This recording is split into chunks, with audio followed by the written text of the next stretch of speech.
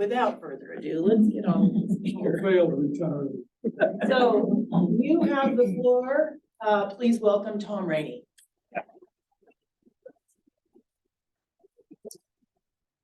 For over 60 years now, I've been reading almost every day, thinking, talking, writing sometimes about Russia. And I'm still surprised sometimes with what happened. I haven't been surprised by this invasion. I'm going to talk about that in a larger context. What I want to do is to give you some sense of what Putin's up to internationally and where that comes from and how we might be involved in that. And specifically then, give you some sense of Putin's foreign policy, what urges him on. I'll start by saying I want to give up the notion that he is a cynical, power-hungry person. He is power-hungry, certainly. Person who doesn't really believe what he says. I've come to believe that's not so. He considers himself, and many Russians consider him to be a patriot that is trying to rectify a situation that they think was imposed on them from the West. So I'm going to talk mostly about where all this comes from with Putin, almost from the beginning, a little bit, and then I'll start talking specifically. I guess I better sit back here. Can you hear me back yonder? Yes. Yeah. Okay. Oh, wait, here we go. I gotta get rid of that. All right. I'm told by my physical therapist that I have a cement neck, and that's why I can't get over the vertigo. But I need to be able to turn somehow. But I'll try to use this modern technology. So here are some of the topics that I want to cover. This is going to be a lecture length all. It'll be about 55 minutes, which is the way I lectured at Evergreen and every place else that I've taught. So first, what are the topics that I want to cover? All of which I think are context for understanding the Ukrainian war and the reasons that at this particular time that Putin invaded Ukraine and what that means to Russians, what it means to Ukrainians. I want to talk about the Russian history a little bit with their vivid memories of foreign invasions and the search for security. Understand that Putin is an avid reader of Russian history, an avid reader of philosophy. This is not a dumb man who's been able to thrust himself on unknowing people at all. He wears the stripe, as most Russians do, of history on their back. And by that, I mean he's experienced history on his great historical changes for Russia. And his generation, including his father, experienced the worst invasion that Russia has ever experienced. And I think one thing we have to understand is what that has done to the Russian psyche and how that plays into what Putin has done. I'll talk a little bit about his pyramid of power and how specifically his foreign policy reflects also his quest for power. But power for what? Power just for his own aggrandizement? I think not much more than that. Putin's state and the Russian Orthodox Church. Putin's state, like many former Russian states during the imperial period, is closely related to the Russian Orthodox Church. We go back 500 years, you see with the development of the Byzantine state and the Russian state that developed alongside, that the church played an extremely important part in bolstering that. And the church has always supported autocratic powers at the center of their state. I'm going to talk a little bit about Putin's ideology of Eurasian empire, and that gives you some indication of his particular interest in expansion and where that comes into play. And then in the second half of my presentation, I'll talk about the Ukrainian War, and I want to say a few words about the Russo-Chinese alliance and the war in Ukraine and how that war fits in with the ambitions of both China and Russia. I'll end with some consideration of what I see as cracks in Putin's power and the weaknesses that we have seen recently, and him dealing with a challenge really to his authority. Prigozhin, I won't spend much time on that, but Putin, I'll say this at this point, Prigozhin, it was just a matter of time. It was just absolutely a matter of time that he would go away with, he would assassinate or have him assassinated, because it's an assassination that encourages the others not to do what he did. And I'll talk about that in context at the end of my presentation. So first, historical memories of invasions. George Kennan summarized really the history of invasions in Russia in the famous long telegram, from Moscow when he was the ambassador in 1946. George Kennan is our greatest diplomat, and he was our greatest expert on Russia during the Second World War, or as the Russians call it, the Great Patriotic War. He was there in the formulation then of the dealing with. Sorry for the interruption. Here's what he says in the telegram. Can you hear me back yonder? It's not. Good, almost. Okay, let those golden tones ring. Check it out. Check it out. Test. Hey there. That may be too much. Hey, thank you, sir. You're welcome. Thank you. You're an honor. Right. Look at this, if you will, this telegram, and it's in telegram form, so some of it's a little obscure, but Russian rulers have always feared, and I want to stress that, always feared foreign penetration, feared direct contact between the Western world and their own, feared what would happen if Russia's learned truth about the world without Russia. That's outside of the Soviet Union he's talking about at this point. Or of foreigners learned truth about the worlds within. Consequently, and I would stress this, they have learned to seek security only in patient but deadly struggle for the destruction of rival powers. Russia has been invaded from both sides 7 major times. And I'll say a little more about that after a good picture of, oh, that's what I can do. I can use this thing. My granddaddy used to say, stay away from that scenery, boy, you don't know nothing about shovels. Well, it did work. Anna. Here, try, wait, no, maybe this. That doesn't work. Here, There. welcome to our house. Okay, there you go. Okay. Next slide. I want to start by saying what I think Putin and most Russians want for security's sake. Reflecting on their history of invasions from outside,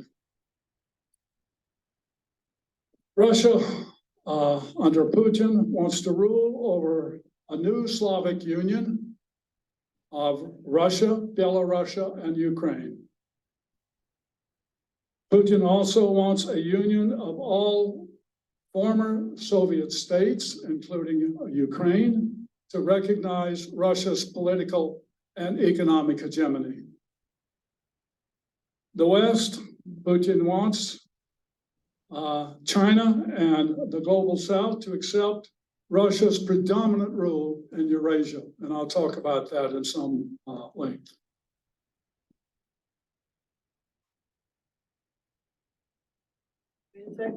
Yeah, okay, Let me just go back to the outline and talk. yeah, really now, there you Okay. go. I want to start by a little bit of a history lesson. Putin's nationalist narrative and how it came about, which he's essentially weaponized, and I think in some clever ways, and this is based on a speech that he made on the eve of the invasion, on the historical unity of Russians and Ukrainians. Russians, Belarusians, and Ukrainians have common origins, history, and culture. That's true. But they split off from each other in the 17th and 18th century, primarily because the Poles at that time had control of most of the Ukraine. But there developed then three cultures out of the basic Slavic roots, Belarusian, what they call Malo-Russians or Little Russians or Ukrainians, and Russians. So it doesn't tell you much about the actual emergence then of the Ukraine or the Ukrainian history with this particular view, but it sets him up to be able to say that what they're trying to do, what he's trying to do, is to restore the Ukrainians in a Russian state. The Ukrainians, he says in the speech, have never been sovereign. Not true. They've been sovereign since three drunken men met in a dacha outside of Kiev in 1991 and essentially ended the Soviet Union by each of them declaring the president of Ukraine, the president of Belarus, and the president of Russia declared their a breakup of the Soviet Union and their sovereignty as a separate nation. And in that agreement, signed by Yeltsin, and later signed as well by Putin when he was first as president under Yeltsin's wing, that agreement also said, recognized the sovereignty of Ukraine. The Bolsheviks, he says, under Lenin robbed Russia of Ukraine by creating the Ukrainian Soviet Socialist Republic. That makes no sense at all if you know the history. They just did that as an administrative thing. It had nothing to do with creating a state or trying to create a state. And in all of his speeches, and all of his justifications for invasion, he says that Russia is a victim, and Russia has been a victim of invasions from without for 500 years. And now, presently, the US and Western Europe regard the Ukraine as a platform to threaten, invade, and control Russia. That's just simply not true. It's part of this narrative that he's developed that is now taught, by the way, in schools and now comes across in every way in the propaganda that goes out to the Russian people, the media now totally controlled by Putin. So let me talk for a few minutes about why this sort of paranoia, this almost visceral paranoia that Russians have about invasion. Tsarist Russia's imperial power was not driven by traders and merchants, but by military conquest as they tried to secure their borders. Lacking natural barriers such as mountain ranges, Russia has been invaded by foreign armies over 10 centuries. Vikings, Teutonic Knights after the Crusades, Mongols, which conquered all of Russia, and Russia was part of the Mongol Empire of Batu Khan, the grandson of Genghis Khan, parts of it conquered by the Turks. There was a little bit of an invasion in 1812 of the French, and the Germans invaded, as we know, and is very much in the mind of all Russians, older Russians. The Germans invaded in 1941 after they had invaded Poland with the help of the Nazis.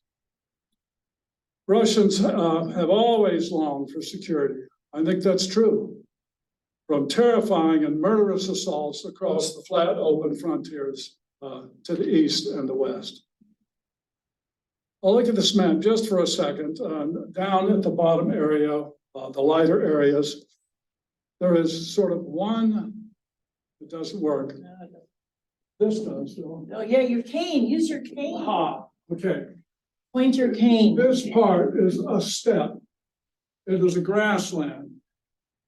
The vegetational zones are tundra, taiga, which is forest, steppe, and essentially an avenue into Russia, what's now Russia, through the Trans-Caspian gates.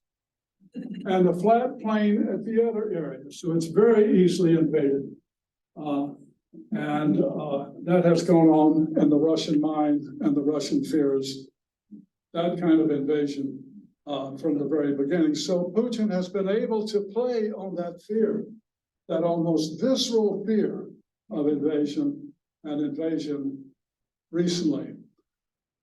Look at this map just real quickly on the breakup of the Soviet Union.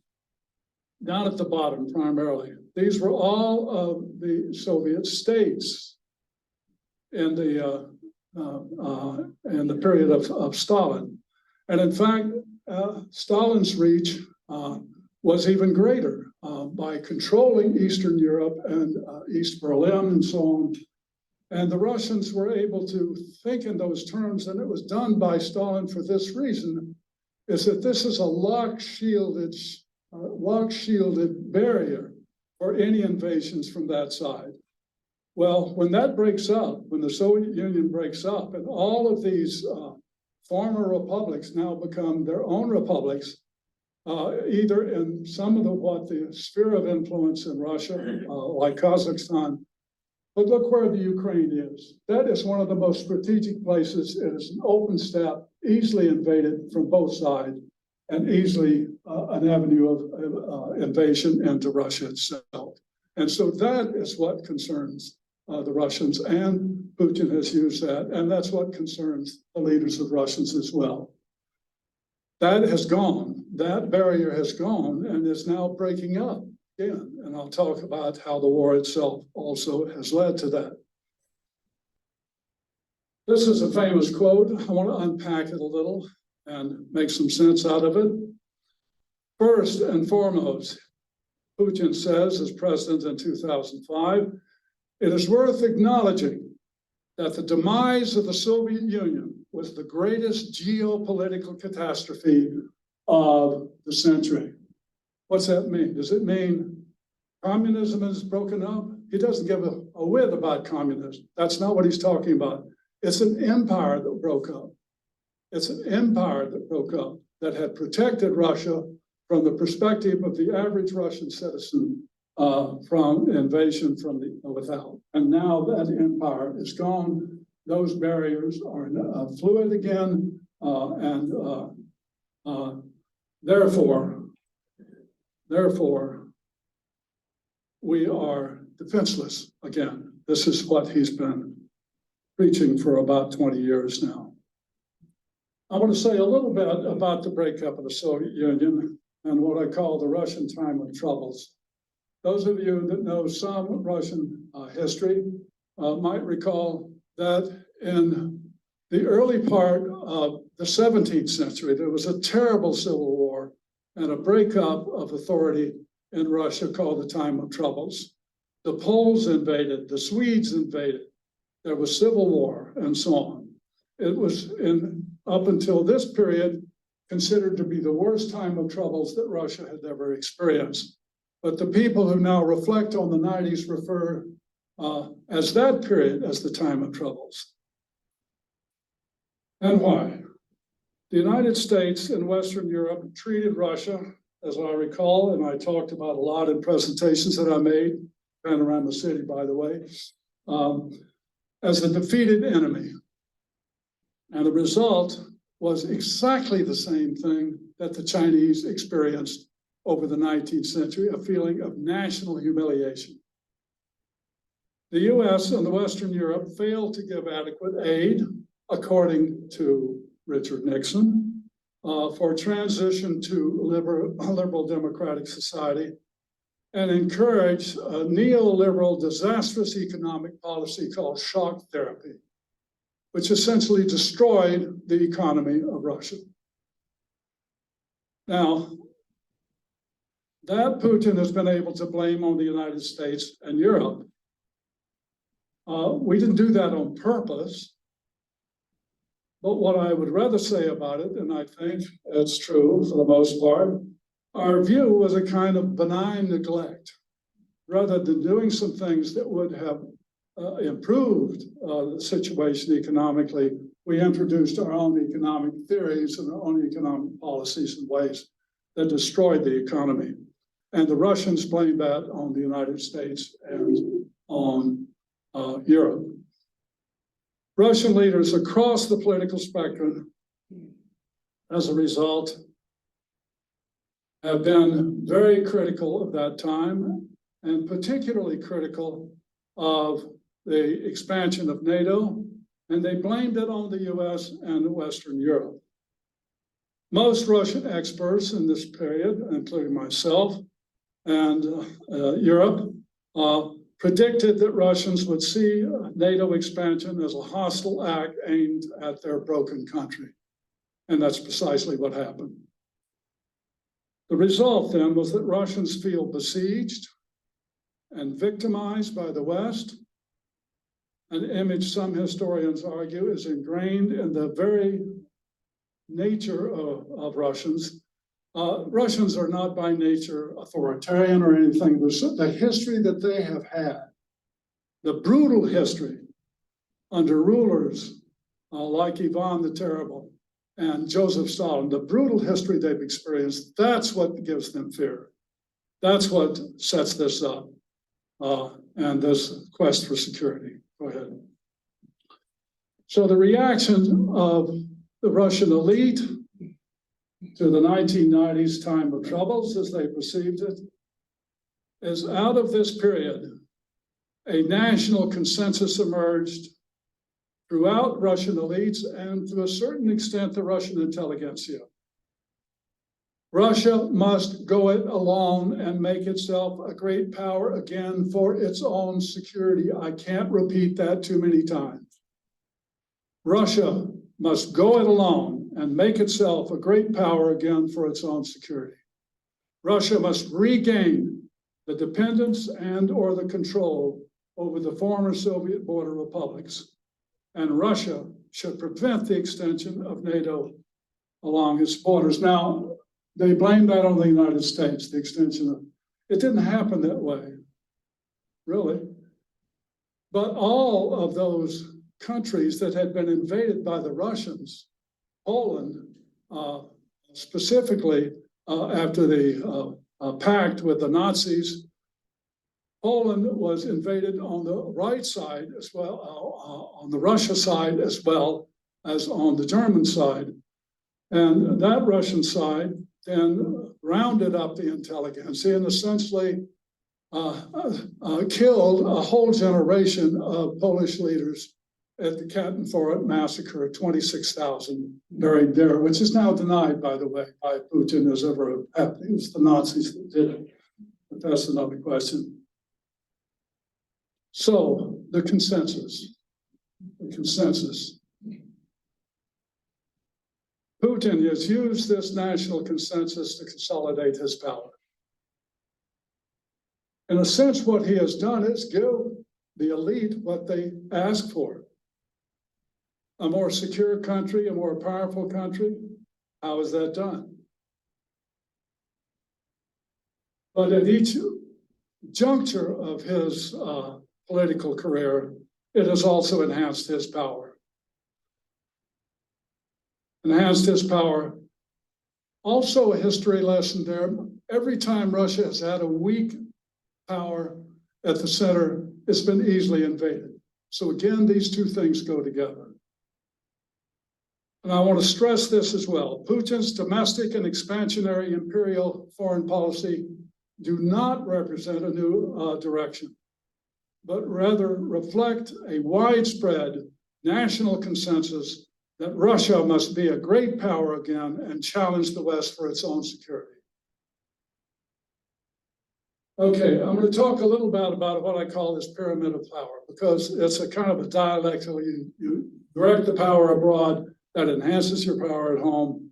But first, it's the consolidation of power that needs to be, I think, fleshed out a bit. And this is the person we deal with. I'm going to teach you, I try to do this in every lecture I give on Russia, is teach you at least one Russian word. Silovik. Silovik. Speak into the microphone. It means strong man. Silovik. Silovik. Oh, that's you. Sorry. Strong man. Siloviki is merely the plural. And by Siloviki, what they mean are the security forces, the police, the military, and much of the Russian intelligentsia. That's the Russian elite, the Siloviki. And what that means, in a sense, in this context, is virtually all of the major leaders in the bureaucracy, in the army, and also in the security forces are former KGB people. Are former KGB people, and that's why people will refer to it, political scientists will refer to it as the triumph of the Siloviki. Well, Putin is one of those folks. He comes from that background. And there's a very large number of people that are in positions of power, the bureaucracy and the various state agencies and so on of the Siloviki, and particularly the 5 or 6 various security services that Russia has, not just the FSB, but there are several more as well. For the army has its own intelligence and so on. This is a very formidable group of very powerful people that came on the scene in the wake of the collapse of the Soviet Union with tons of money that they had squirreled away. The KGB had squirreled away in the West and other places, knowing that Russia was on the verge of a breakup, or at least preparing themselves for it. So he gained the support and control of the Siloviki. In fact, he made this triumph of the Siloviki between his first election to the presidency in 2000 to 2008. He built a political party, Russia United, that would dominate the legislature. People mostly from the Siloviki, by the way. He gained the complete control of the public sector, and there's a great deal of continuity between the old Soviet bureaucracy and the bureaucracy that Putin was able to capture and reward and bring up and put the head of his own people to run these various agencies within the bureaucracy, that is the government. He gained the support from the Russian Orthodox Church at home and abroad, and I'll talk more about that. Extremely important. Now, whether or not he has converted to religion for political reasons, or whether he actually had a spiritual moment, he is a loyal member of the church and a very close friend of Patriarch Kirill.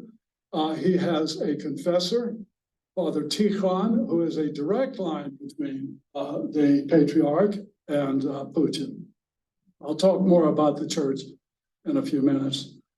He disciplined and rewarded oligarchs that emerged particularly out of the time of troubles, the people that benefited from the greatest sale of assets, state assets and resources in the history of any country during the 1990s, ending up with about 80 billionaires, also mostly from the Siloviki. And constantly sort of contending with each other for Putin's approval because their state contracts, the corruption at that level, at the highest level, was enormous and remains enormous. For example, you go to not the state, if you want a bridge built to the Crimea, you go to your favorite oligarch, who's a construction baron, as well as being an oil baron and the food baron, and you say, okay, what's it going to cost us to build this bridge? Now, work in maybe a 25 to 30% over what you would actually say you're going to do, because that's what you'll get. And that's the way the corruption happens at the highest point for all the oligarchs. But he had a problem with a couple of oligarchs. Khodorkovsky, for example, was his name. Didn't put his name up here. He's a very important figure who owned the largest gas and oil combine this side of Gazprom and the official state production of oil and gas. Overall, what has happened by disciplining these, what he did is to attack him, take all of his assets away, put him in prison, and nationalize virtually his whole empire. And that's essentially what he has done over the last 20 years, is to bring from the private oligarchs from the time to time into a monopoly controlled by the state like Gazprom and Rosneft and many, many others. So the lesson of Khodorkovsky's demise as an oligarch and a figure he's now in Israel after his release, the lesson was, okay, make as much money as you want to make, as corruptly as you need to do it, but stay out of the state business. Stay out of my business. And again, that encouraged for at least 20 or 30 years until Prigozhin, that sort of put the oligarchs in their place. He did that with carrot and stick. Now, the way it works is it's not that he gets an order and it goes down the line and eventually it gets done. He lets all of the oligarchs contend with each other. They're like a group of sharks, contending with each other, trying to bite each other and not get what they want.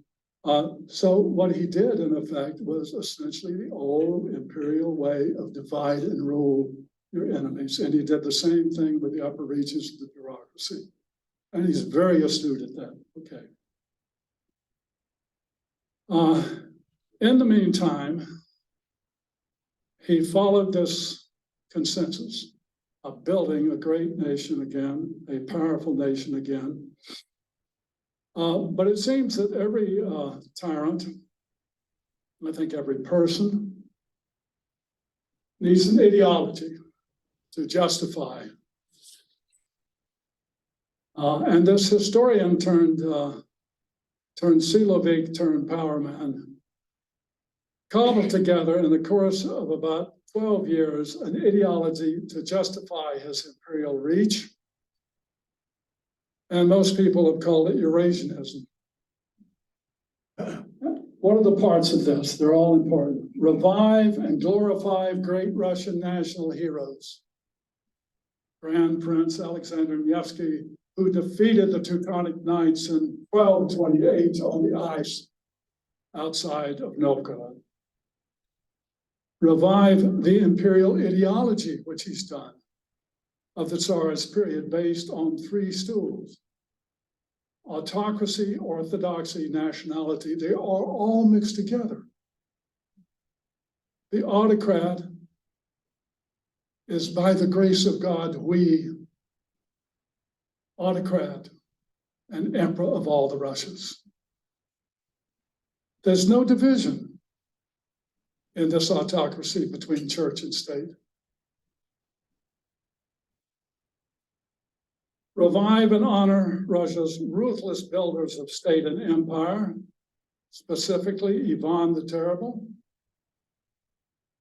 Ruthless builders of state, but necessary, Peter the Great, and most importantly, Joseph Stalin. Boast of Russian exceptionalism and regard the West as Russia's permanent enemy. Got to have an enemy to build an army like this. Got to have an enemy to build a state like this. And the promotion of a kind of Christian fascism and Eurasianism based in part on two Russian philosophers, I guess you can call them that, and revive and refine a Eurasian dream of empire. And here he is. We are a victorious people. It is in our genes and our genetic makeup. What he's gazing at is the old Soviet Union. That is the minimum, to expand Russia into the old Soviet Union, controlling all of the former border republics, including the Ukraine. Here are his heroes, his favorite conquering autocrats.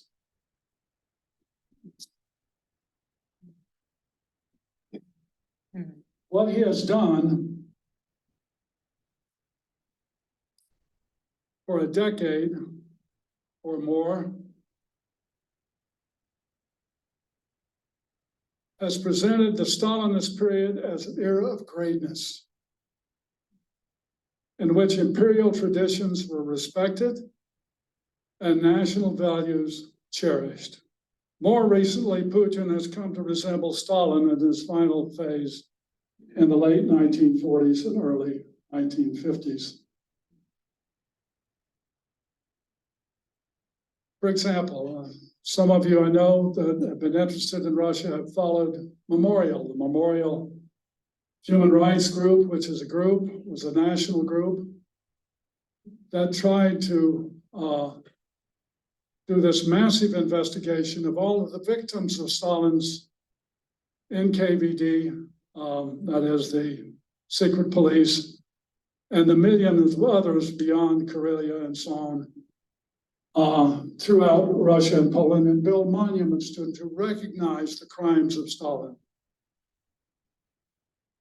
That has been closed, and in fact, the historian Yuri Dmitriev is now in jail for child molestation, which was a totally worked up thing. It closed this particular monument, tore it down. And I think Arseny Rogensky, the chairman of the Human Rights Group Memorial, says it all.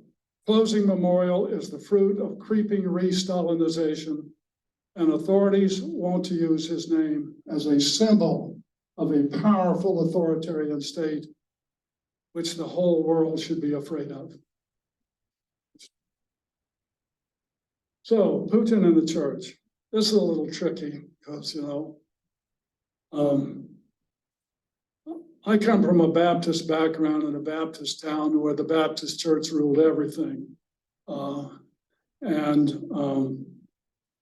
the separation of church and state is something that we've grown up with. And that's not been the experience in Russia, as I've indicated before. And Putin has used that, has encouraged the revival of Orthodoxy, is a practicing Russian Orthodox, and has developed all sorts of relationships with the Orthodox Church. And in fact, I would argue that now the Orthodox Church is one of the major avenues of propaganda coming out of Putin's propaganda machine and the media. And if you talk to people even here in the United States that are members of, not all, but members of the Orthodox Church, well, maybe Putin's not so bad a guy, and then what I hear from them is exactly the kind of history that Putin has been talking about. But the Orthodox Church has been very much mixed up, it seemed to me, in the definition and expansion of this new nationalism. So the Russian Church's support for Russian autocracy and imperialism is historically the case and has been. I want to talk about one oligarch in particular, but I like this picture on the right because they're joking, we think, about the old title of the Tsar. That's Kirill, the patriarch, on the left, Putin on the right. And Putin may be saying, I would like to be addressed as the old Tsars were. He's essentially a Tsar without the title. We, by the grace of God, Tsar of all Russia, and protector of Holy Mother Russia, protector of Holy Mother Russia. Holy Mother Russia is under assault again.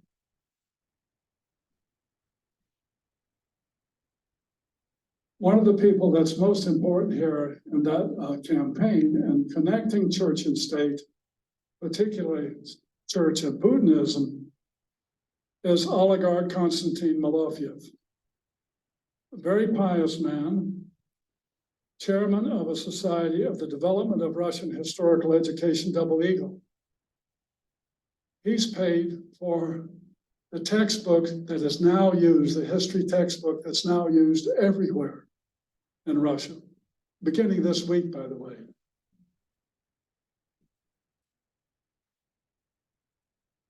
Putin, the patriarch, and Saint Vladimir. Saint Vladimir is the original grand prince that decided on Byzantine Christianity, and that's the basis of the Russian Orthodox Church. And go back to that just a second, honey. Symbolism is extremely important. This is now the largest statue of him, and it's in Moscow. There's also a statue in Kiev because they recognize the same foundation. So you look at that and you say, okay, well, Putin's probably right. Yes, Ukraine has always been a part of Russia. Ukrainians are just Russians.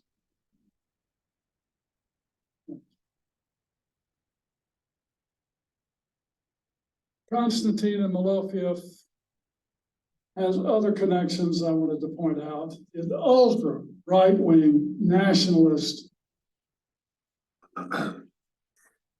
and he's also a partial financier of Wagner Group of mercenaries. Not as much as Prigozhin. Prigozhin was the leader of that.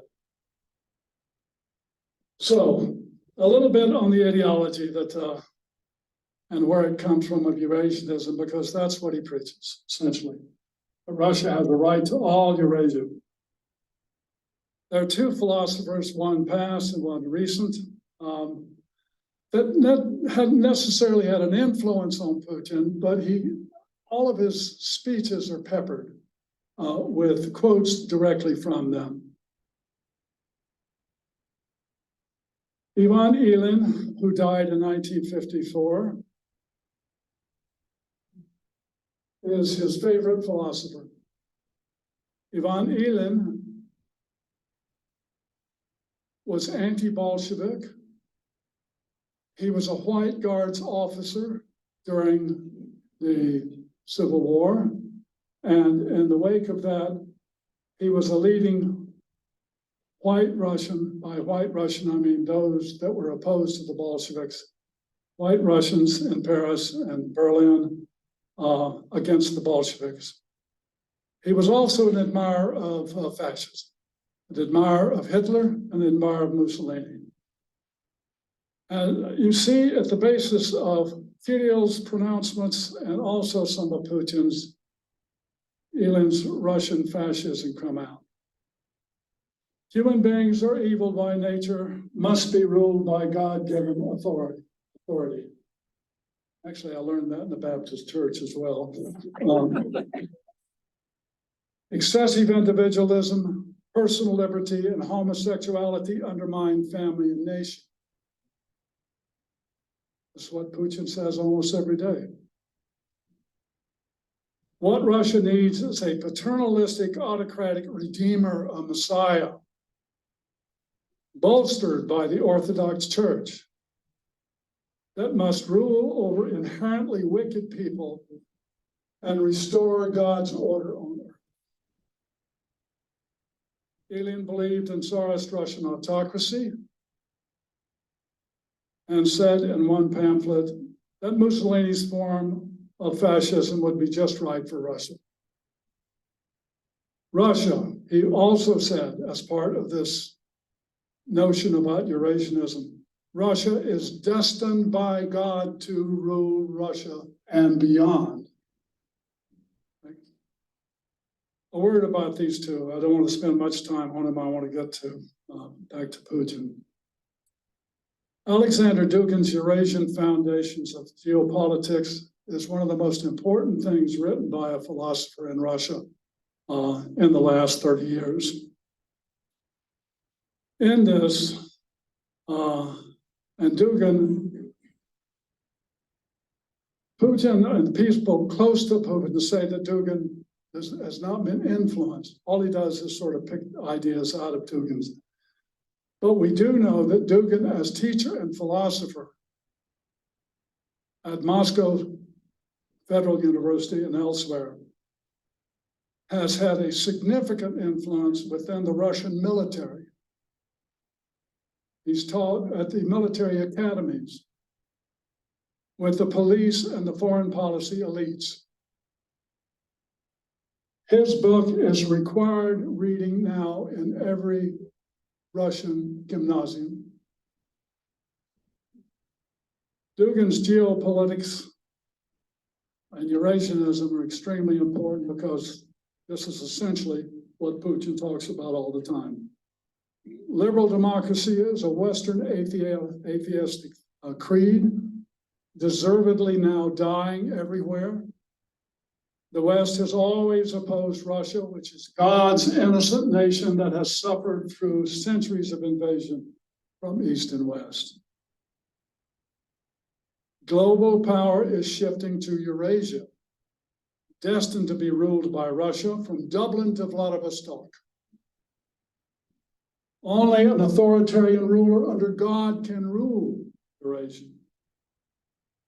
Dugin infers in interviews that Putin is God's chosen leader to rule Russia and Eurasia as an autocrat. And here's what they have in mind. The map tells it all. All the green is Eurasia and should be controlled by Russia. And all of these other areas that are important strategically should be integrated back into the Eurasian Empire. Okay. So, to the Ukrainian War.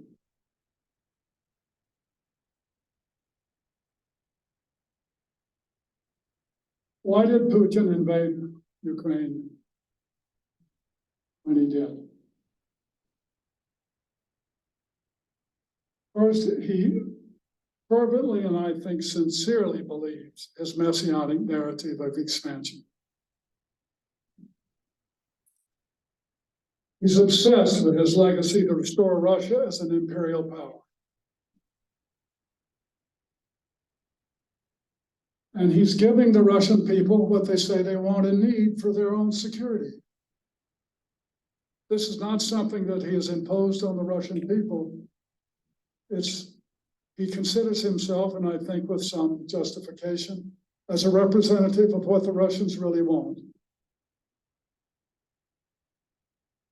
He mistakenly believed that the Russian military was in top form because it had performed somewhat well in Syria against civilians. He believed that the US was confused, divided, and in retreat from the world stage, and took some credit for making that happen. By attacking and making a cyber attack on the opposition in 2016. He takes credit for that. Prigozhin is the other one that took credit because it was his cyber group that did it.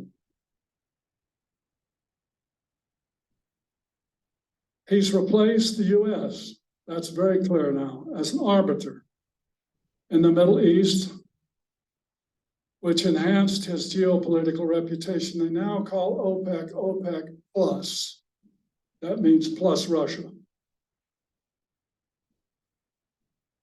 China and Russia entered into a no limits alliance, and I put that in quotes, and you'll see why so when I talk about it.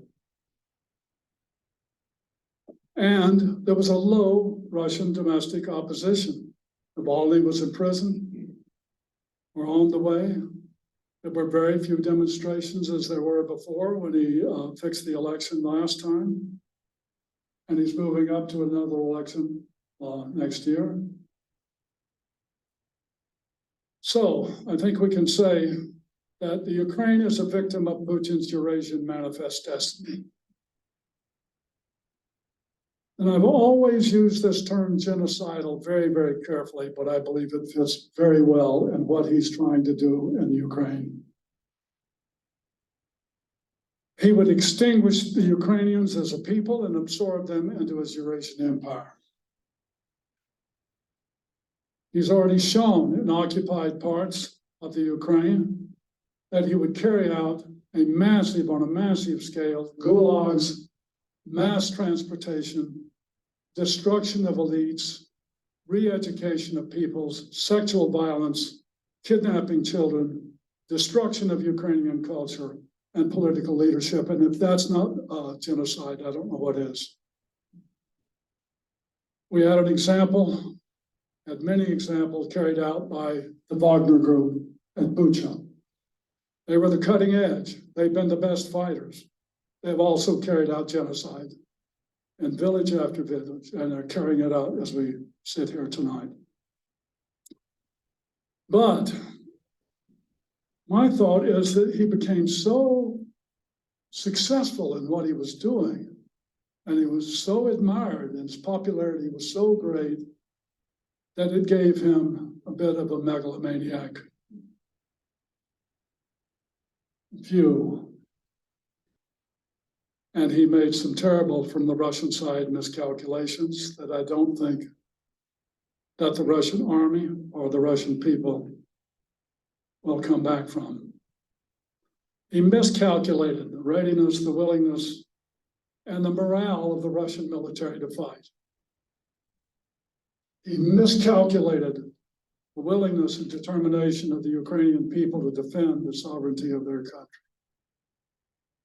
He miscalculated the resolve of the Ukrainian government and readiness of its military to fight.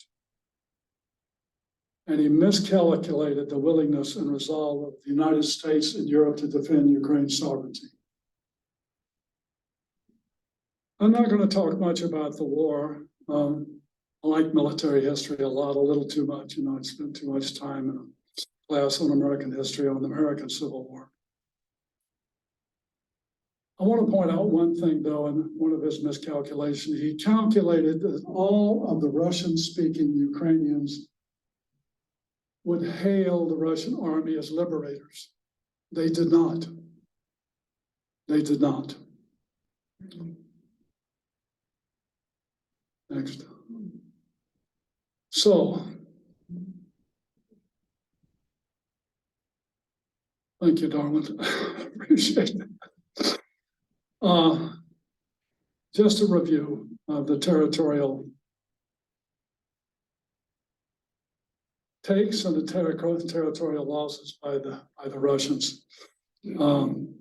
This is what it looked like on February the 2022. And then the Russians invaded and occupied these areas. They had already annexed the yellow part on the first map. The yellow part is that part where the Russian-backed Ukrainians had taken Luhansk and Donetsk and declared it part of Russia, and the annexation of Crimea. By November the 22nd of November, the Ukrainian army had liberated much of everything, pulling the Russians pulling back to the Donetsk basin and to this strip.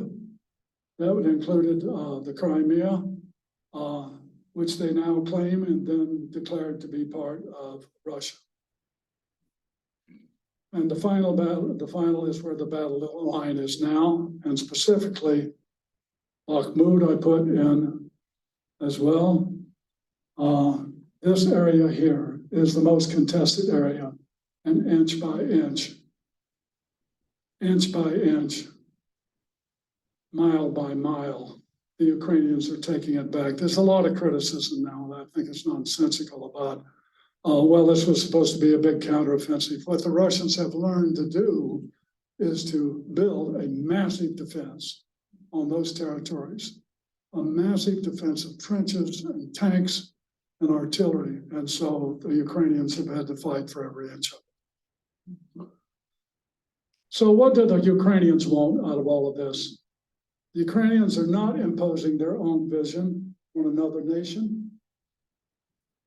They want to protect their right to choose their own leaders against an invasion, undoing their democracy and eliminating their society. They will not negotiate until Russian troops are out of Ukraine, they say. We'll see. I think we're looking forward to a year of stalemate. They want to restore the borders of Ukraine, including the Crimea and the Donetsk. Well, what about China? In everything that you talk about in terms of geopolitics, you have to say, what about China? What's China going to do? China has a very important, I'm going to have to sit, I think. The spirit's strong, but the legs don't work quite as well as they used to. I'll just say that he'll be 88 in June. Yeah.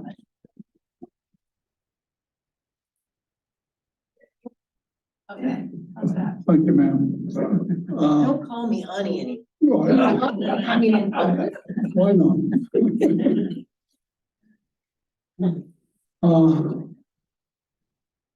China is extremely important. Chinese support is extremely important to the Russians. And this alliance also means that they have settled some difficulties of their own in Siberia and other border areas between China and Russia. But it's laced together by pipelines, because the major reason that major thing that China gets from this is oil and gas.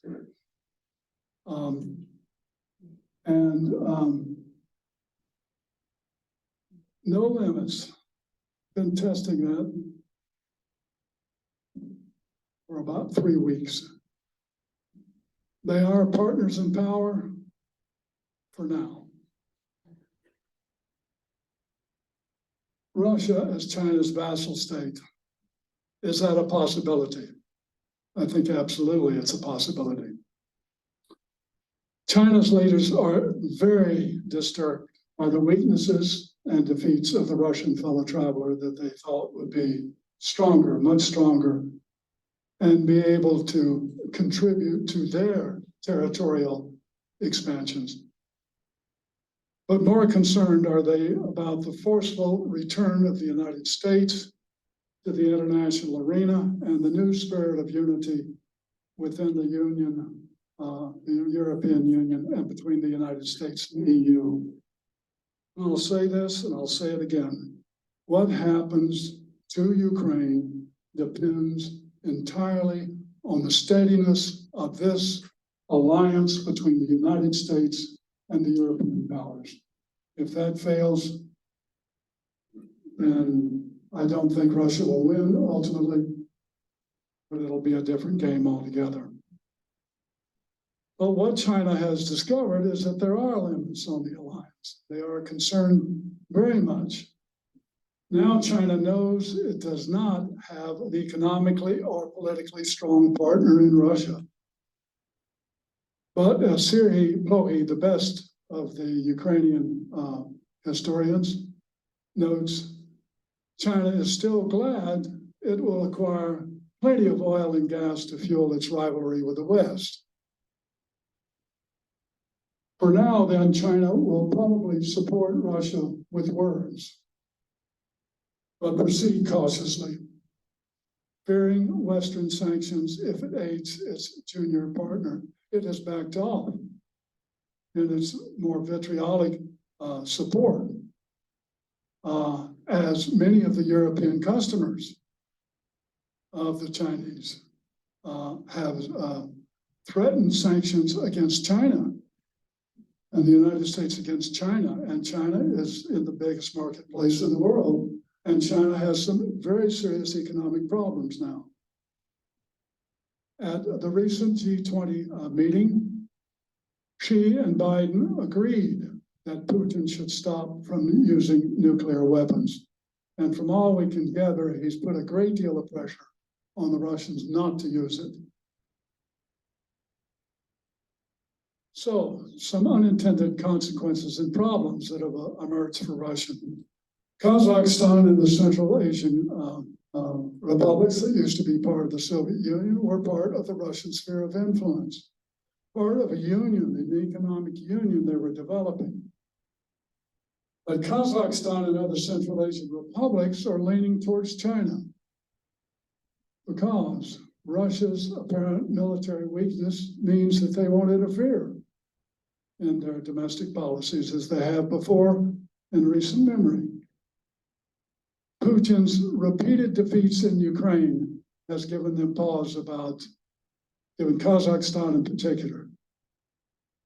Chinese inducements as part of the Belt and Road Initiative have pulled the Central Asian republics out of the Russian sphere of influence and into the Chinese, which could be a point of conflict between Russia and China. Go back a minute. What this means is that Kazakhstan and other Central Asian republics are cautiously moving out of Russia's sphere of influence and into the Chinese, and this is what it looks like. Take a look just really quickly at the Belt and Road Initiative of China. And here is Kazakhstan. No, the big one just above that dollar. Yeah, right there. That's Kazakhstan. It is the key area for the Belt and Road infrastructure that's built there. They enjoy a lot of benefits from being there, and they get those benefits largely from China. And look at the other map again. Strategically, this area is extremely important to Russia as far as their long-range security, and it's beginning to move out of Russia's sphere of influence. Now, whether they'll come back if Russia is more victorious, we don't know. So I want to end by talking about some long-range consequences and what everybody asked me about Putin's power and Putin's position after the Prigozhin putsch. Are there cracks in Putin's power? Yes, there are. many of the Siloviki are not satisfied at all with the way the war is going, and they blame it on Putin and the military. The military is spouting among itself. Prigozhin was not alone in his criticism of what the military had done, and by extension, he was criticizing Putin as well as the military. Anton Troyanovsky, who's the New York Times bureau chief in Moscow, he's now actually in Czechoslovakia, puts it this way: on Russian state television, where criticism of the Kremlin is rare, supporters of the war are increasingly pointing fingers over what they cast as a disorganized and insufficiently concerted invasion, and they blame that in part on Putin. So here's the major crack. We don't know yet how this is going to play out in the long run, but it's a major crack in Putin's power, I think, or will be seen as that in retrospect. The owl of Minerva flies only at dusk. We can only know retrospectively. I'm a historian. I'm really uncomfortable projecting into the future. But the Prigozhin group was the best fighting group in the Russian army. They won battles. They carried out genocidal atrocities, but they won battles and they became very popular with many hawks in the Kremlin, including highly placed Siloviki. Prigozhin vicious attacks on Russian military leaders and indirectly on Putin terminated Prigozhin's influence in the Kremlin, so Putin decided to terminate Prigozhin, and there's no question that this was not an accidental plane crash. In short, he has done with Prigozhin what he's done many times against opponents before, to either assassinate them, imprison them, to discourage the others from challenging his power. So some larger consequences. Let me speculate for a minute what it would be like for victory for the Ukrainians and victory for the Russians, or victory for the Russians. Tim Snyder puts it very well. Tim Snyder, professor of international relations in East European history at Yale. A Ukrainian victory would confirm the principle of self-rule, allow the integration of Europe to proceed, and empower people of goodwill to return reinvigorated to other global challenges. On the other hand,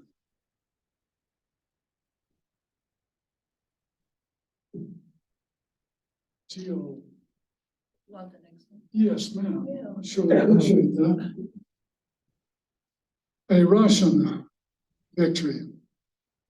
Russia, the aging tyranny, says Snyder, seeks to destroy the Ukraine, a defiant democracy. A Russian victory would extend genocidal policies in Ukraine and eventually lead them perhaps even try to subordinate Eastern Europeans, again, the Poles and so on, and render any vision of a geopolitical union in Europe as obsolete. Russia is losing. There is no question about it now. Can Putin survive defeat? The latest Levada poll, which is the only reliable poll in Russia, Putin still has majority support, but some cracks are developing. Putin is viewed as a result of Russian televisions dominated by the state, and other sources is viewed as a national hero by most Russians, standing on Russia's ramparts, defending Russia's vital interest against the West. Support in the Russian provinces is still strong for Putin, but growing concern about the war. The very interesting poll that was done, the last Levada poll, 40% were very much for the war and 20% were a little bit before the war, no one said anything about peace. And there's a kind of hollow in this poll where some have said we would support war or peace. This is their way of saying we support peace. The Siloviki still support him, some more than others, but he must continue to divide and rule these people because they are on the move. They are on the move and discontented. The Siloviki are the keys, it seems to me. Loyalty of the security forces, the police, and the military is absolutely essential. Most oligarchs still support him, but their support is purely transactional, in my opinion. Prigozhin's assassination was meant to keep them in line. Everything, I want to say again and again, that happens in this next year to come, a stalemate, I think, everything depends on whether the Western Alliance holds in support of Ukraine. Tim Snyder says, and I agree with this, we are at a world historical moment. This term we both take from the great but obscure and difficult to understand German philosopher Friedrich Hegel. A world historical moment. We're going through a world historical moment. The war in Ukraine is a test of whether a tyranny that claims to be a democracy can triumph and thereby spread its logical promises and ideological views. Those who took democracy, says this man, this professor, this commentator, Tim Snyder, those, and I agree with this, who took democracy for granted are sleepwalking towards tyranny. The Ukrainian resistance is a wake-up call. A Russian victory would strengthen fascists, tyrants, and would-be tyrants around the world. So, in conclusion, what are some possible global consequences of Russian defeat and Ukrainian victory? Russia will be reduced to a second-rate power, which may even lose parts of Siberia, a much weakened economy, and a vassal state of China. Russian loss of European and other markets for gas and oil, and the closing of the West to Russian exports will be a disaster, one way or the other, for Russia. The loss of economic and political influence in Kazakhstan and other Central Asian republics may shift their interest and look for protectors from China, Iran, and Turkey because they can't depend on Russia. Next. This is not talked about much, but Russia has some demographic problems. They are not reproducing Russians. They're not producing Russians, and Russians do this, it seems to me, whenever they are very much under stress in whatever situation they're in. But Russia is losing at least 250,000 and maybe 500,000 young Russian professionals that would be their future. So a demographic impact on Russia will be very much like that happened to Russia as a result of the Great Patriotic War in the wake of the Second World War, a demographic problem that they did not recover for the next 20 years.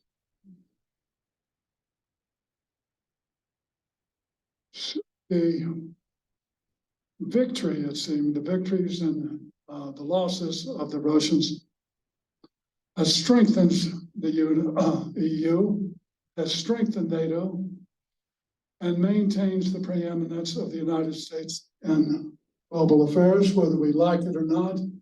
The United States is not on the verge of being a second-rate power. It will be a very powerful country, a very powerful contender in geopolitics for the next 50 years. There's no question about it, even in the economy and certainly in the area of defense. It creates a new world order dominated by a new rivalry of China and the US, much like the Cold War between the US and the Soviet Union. But most immediately, what is the impact of continued stalemate and what the West might do? An ever-weakening Putin is likely to be more brutal in his attacks on Ukrainian infrastructure and encourage troops to carry out genocidal destruction in occupation areas. And lest we forget, Wagner Group has not stood down. It's under different management now, but it's still there. Some 45,000 mercenary troops in the Wagner Group that were under Prigozhin's wing. What would the West might do? I'm not sure the West will do this, but what it might do to counter this. Release more advanced anti-missile systems and fighter planes to allow Ukraine to attack military targets inside Russia. Seize and distribute Russian assets, $300 billion salted away in banks and financial institutions around the world, and use that money for the military effort in Ukraine and the reconstruction of Ukraine, which is going to cost close to $200 billion. So, Slava Ukraini.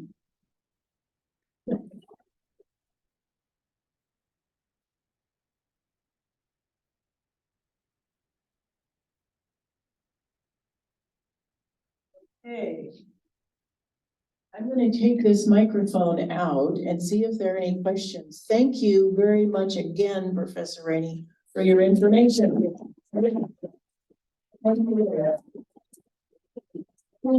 a suggested reading. There's some copies of the suggested reading.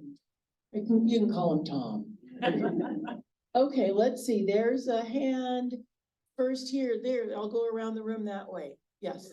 You mentioned Russia and China. Bismarck's always saying, never align yourself with the declining power. That's what we got going on here, right?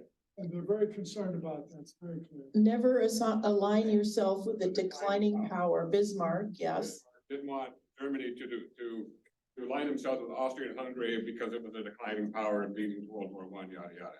Yada, yada. And your question is? Just pointing that out, that don't align yourself with the declining power. Okay, that's just I think we agree on that. Question I have is this: if Putin's gone, what happens? Next, what happens if Zelensky is assassinated or gone? Who takes over for Zelensky? Who takes over for Zelensky if he's gone? And who takes over for Putin if he's gone? If he's gone, yeah. Let me start with that one. You have to come back here. Can you hear me back there? No. Okay. Here. Let me start with the first one. About Putin. And Putin's removal, and is essentially the question in my mind, are we seeing the beginning of a succession struggle in the Kremlin? And I think we are, to a certain extent, but I don't know how it's going to come out. But I remember a lecture I attended one time by the great philosopher, whose name I just forgot. Anyway, that philosopher, whatever the hell his name was, Eros and Civilization, everybody read it through. No, not Freud. What he tried to do is to synthesize Freud and Marx. Marcuse, or Herbert Marcuse, yes. He gave a presentation at the University of SUNY in Buffalo when I was teaching there, and based on one-dimensional man. And one student stuck their hand skyward and says, "Well, Professor Marcuse, you're so bleak about the future. And he had this very thick Frankfurting accent. He said, well, one of two things. Either things will get worse or there'll be a catastrophe. Let's not hope too much that Putin goes, because we could have somebody much worse. We could have somebody much worse, particularly someone like Dmitry Patrushev, who's more of a hawk than Putin. Putin's much more pragmatic in these things than any that I can think of that might emerge from this. So there is a power struggle, I think, that's going on. Zelensky, like Churchill, is almost irreplaceable. And but the thing that Zelensky is also working on that's extremely important, you can't look to that first tier of ministers in Ukraine and say one of them will replace him, because some of them are really quite corrupt, and he's just dismissed his Minister of Defense. And I think we're going to see more of this, because he's trying to prepare Ukraine for both the EU and for NATO eventually. And they've got to do something about the corruption in the higher places in their government. No, it's not near as bad as Russia. Not near as routinized as it is in Russia, but it's there.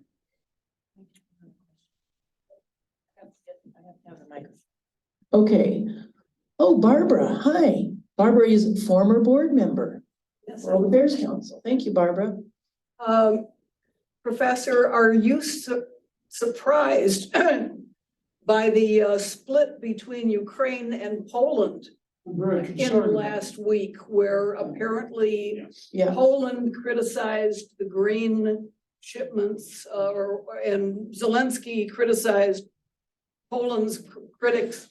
And Poland said, we will never provide weapons to Ukraine again. This is the same question that's on it came online, was a question about Poland regarding grain shipments and stopping weapons being sent to Poland, or sent to Ukraine. Yeah. It's very concerning, because Poland now has a new population of about a million Ukrainians as well. And Poland was one of the first that would, first of the European powers that would go over fighter planes and so on. It's concerning. And I'm wondering if Duda is playing to the ranks of his farmers, who are very concerned about their competition with farmers in the Ukraine. And so I'm not sure how that's going to turn out. I think it is concerning as far as the alliance is concerned. But I think, pressure can be put on Poland as well from outside, and Germany will certainly probably. The problem with the Germans putting pressure on anybody in Eastern Europe is very grave. This is the bloodlines, the bloodlands. Dave has a question, and the fellow behind him. Professor, you didn't mention Finland. What about Finland? I mean, that long border, which was, now that they're in NATO, and I don't understand the geography well enough, but it would seem that would be a major concern to the Russians. It is a major concern for Russia. And a historical note. In 1940, when Stalin sent the Red Army into Finland against about a ratio of 10-to-1 Finns. They defeated the Russians in the first round of that. And the Finnish army is much stronger, and the Russian army is unreliable. But at the same time, this is a relationship between Finland's president, who's outgoing now, but everybody in this area, Sweden and Finland in particular, and Poland and the Baltic states, are very concerned about a victory. And so they want the protection of NATO. And it's a much stronger country, I think, than it was then, and it's much better. Its army is much better. I don't think, if you think that the Ukrainian army, in a ratio of about 10-1, is doing splendidly against the Russian army, so would the Finnish army. There's a question in the back. Yeah, is some of Putin's lust for Ukraine a function of the Kievan Rus having started in Kyiv? The Putin, So could you speak up a little bit? is Putin's lust for Ukraine in part due to the fact that the Kievan Rus started in Ukraine, in Kyiv? So the question is Putin's lust for Ukraine partially because the Kievan Rus, 1000 whatever AD, came down and created Russia, so he's trying to recapture the Ukrainian territory. That's what he says. But that's not the reason. Look at the map again. Ukraine is a keystone state as far as strategy is concerned, military strategy is concerned. And it's across the Ukrainian plains that the German army came as well. And so Ukraine would be the last major shield and kind of lock shielded barrier against invasion from that. So it's purely a security thing, I think, for the most part. But he's been building up to this, so it gets to the point, he builds up to it, he believes it, he believes it's right, and he believes his own narrative. And at the same time, so you get faced with the same thing that Stephen did to me when I wanted to do a Chekhov play. Are you going to do it? When are you going to do it? So the pressure was on him to do something about that. So this didn't take the Siloviki by surprise. There were a lot of people behind him that said, okay, now is the time when we can get the Ukraine, because the United States is divided. The alliance is the NATO is unreliable, really. All of the miscalculations that Putin made about the United States and the alliance that came out of that to protect this democracy. So I think it's much more a strategic question. And there's a question in the back. There's a question in the back and then in the front. Yeah. And I've got one from the internet too, so. Go ahead. Do the internet first? Real quickly, sure. Tatiana Stanovaya, senior fellow Carnegie Russia Eurasia Center, has remarked that Ukraine is perceived now more than ever as a threat to Russian existence.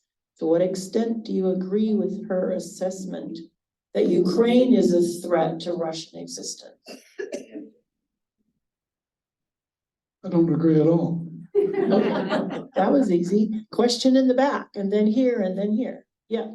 Okay, and full disclosure, there's been a Ukrainian flag in front of my house since March 22. So I'm not unbiased. Thank you for discussing the relationship between the church and Putin. It has been explosive internationally in religious circles, church circles. There's always been, I don't know whether there's any truth in it or not, but there's always been rumors that Kirill was associated with KGB himself. Any speculations on that? Rumor no more.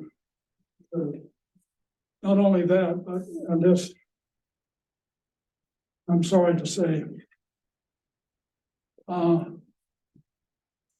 no, in the church, under Stalin was infiltrated by KGB. And once again, what's happened in the American church and the church elsewhere, and again, this is not at all against there are many things about Russian Orthodoxy I like a lot. I like all the ceremony. Great incense, Great great incense. incense. Great incense, Great incense and great food. great food. Great food. Yeah. And we have to close in about 10 minutes, so. Right, I'm working on it there. Would you repeat the last question? About the church, the relationship between the church and the politics. Recently, I read an article by Kolesnikov, who's at the Carnegie Institute. He argues as well that the church here in the United States is shot through with FSB and GRU. These are the two major security forces now, not the KGB. They come with them, and you know, we have a friend that's a member of the church, and he has bought Putin's propaganda and his narrative lock, stock, and barrel. So the church here, now I'm a great believer in freedom of speech, absolutely, and they should be allowed to say what they want to say, and if they want to say they're for Putin, that's the way it is. We're not at war with Putin. This is not treason, as one of my students asked. Not treason at all. It's their considered and I think sincere view, but it's the wrong information and the wrong propaganda. So the church has always been supportive of the autocratic state and has supported him right now. And I think yes, he was a KGB agent. Thank you. And there's one more question and two more questions, and then we have to leave because the maintenance crew has to come and clean up after us. Question. Do you see any relationship between the ideological basis of Putinism and what is happening in the United States? Ideological basis of Putinism and what's happening in the United States. Oh, absolutely. Anti-democratic. Absolutely. And I'll tell you a personal connection that's extremely important. And that is the relationship between Alexander Dugin and several other European alt-right philosophers and so on with Steve Bannon. And in fact, Steve Bannon and Dugin are very closely related, met secretly a couple of times in Paris. And it's Bannon and Dugin that perhaps worked out a way of funding Le Pen, funding the fascist movement in Italy, and so on. So absolutely, it's tied in with, I think, with Hungary? Hungary. well, Hungary and the United States, and let it be said, the ex-president of the United States, who has been, in my estimation, a Putin enabler, and has called him one of the greatest men that's ever lived. He admires people like him. He wants to be like him. And so, yes, there's all sorts of connections. One more question here, and, okay, I know we're running out of time, but could you address briefly Putin's relationship with North Korea?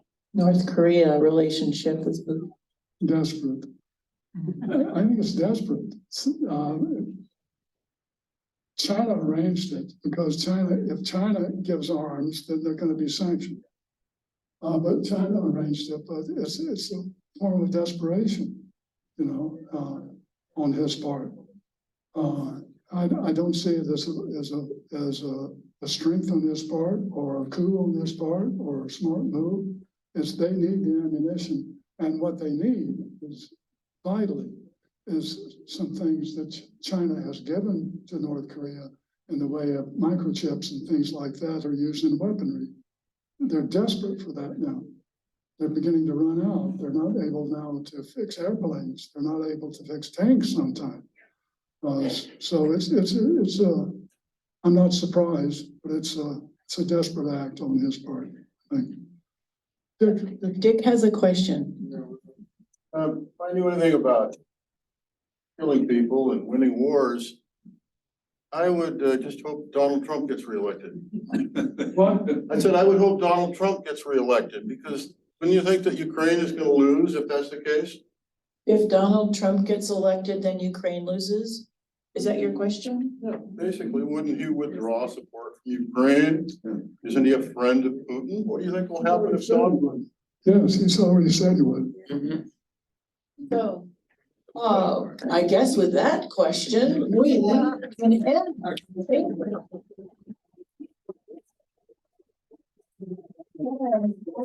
I would just like to say thank you, Professor Rainey, and in 1 month from now, he will be back in the audience, and we have a presentation by a senior fellow from the Jackson School, David LaRue, about the European Union and NATO. It's kind of like part 2 on the other side. So come on back. All right, thank you. Bye-bye.